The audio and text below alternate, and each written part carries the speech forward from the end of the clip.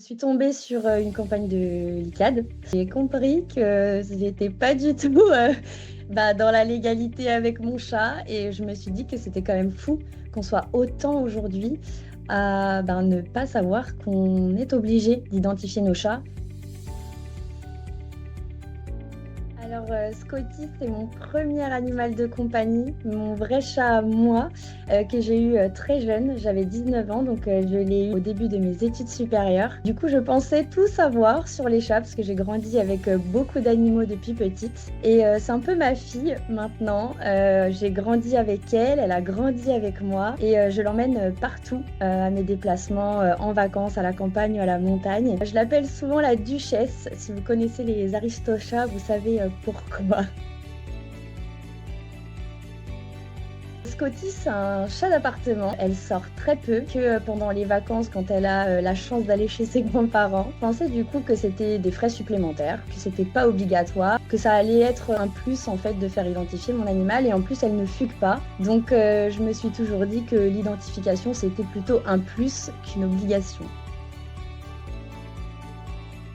Alors, j'ai appris que l'identification des chats, c'était obligatoire, même pour les chats d'appartement. Donc, j'étais clairement dans l'illégalité depuis 6 ans. Et puis, surtout que si elle était volée, si elle était perdue un jour et qu'elle s'enfuyait, par exemple, par la fenêtre, en fait, personne ne m'aurait jamais appelé. Mais surtout, on a l'habitude, quand elle sort, de lui mettre un collier, ce qui peut être ultra dangereux quand on sait tous les problèmes qu'il y a avec les colliers qui n'ont pas de sécurité élastique ou quoi.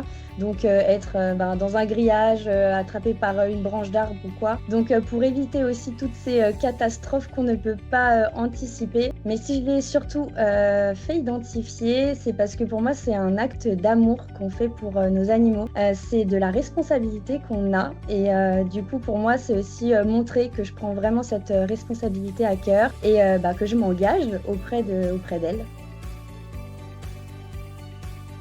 Depuis que j'ai fait identifier mon chat, déjà, je suis rassurée. Je me sens aussi surtout liée à elle. Ça peut paraître bête dit comme ça, mais je sais que si elle a un problème, s'il lui arrive quelque chose, je suis la personne qu'on va appeler en cas de pépin.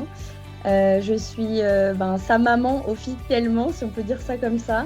Donc c'est une preuve en fait que c'est bel et bien mon chat et que même si je pars en voyage, on va dire que ses papiers sont à jour et que si j'ai un contrôle par exemple, je peux bien prouver que c'est mon chat. Je dirais que faire identifier son animal, c'est pas une dépense inutile.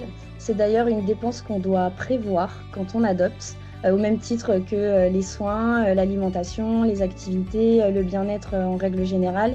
Quand on adopte, on doit prévoir aussi ce budget-là pour l'identification de nos animaux. Et surtout, c'est une très belle preuve d'amour qu'on fait envers eux puisque c'est de l'engagement quand on adopte un animal. Et donc, c'est l'engagement qu'on leur donne à travers l'identification aussi.